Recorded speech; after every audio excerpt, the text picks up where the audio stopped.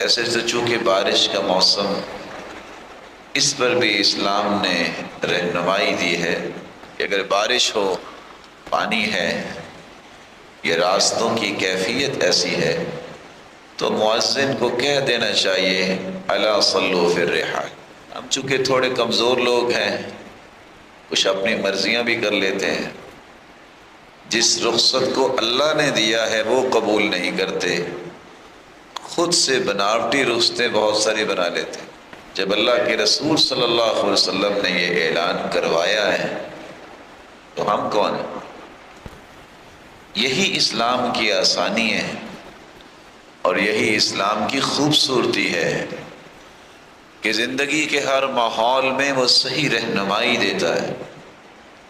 عبداللہ ابن عباس رضی اللہ تعالیٰ عنہ اس لیے کہتے تھے، یہ اعلان اس لیے کروایا گیا کہ مشقت کے ساتھ تم مسجد میں پہنچو گے اور وہاں بھی مٹی اور گرد لے کے آؤ گے، تم گھروں میں نماز پڑھ لو۔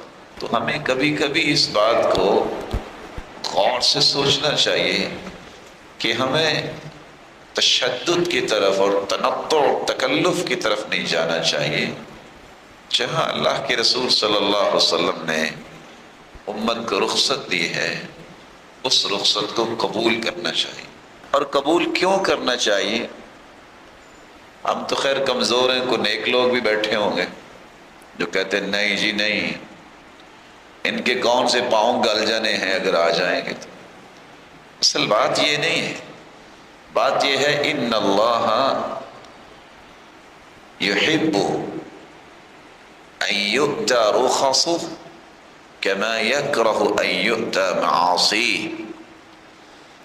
اللہ تعالیٰ اتنا پسند کرتے ہیں کہ اس کی رخصتوں کو قبول کیا جائے، جس طرح گناہ کو ناپسند کرتے ہیں، جس طرح برائی سے اللہ ناراض ہوتے ہیں، اس طرح رخصتوں کو قبول کرنے پر اللہ تعالیٰ خوش بھی ہوتے ہیں۔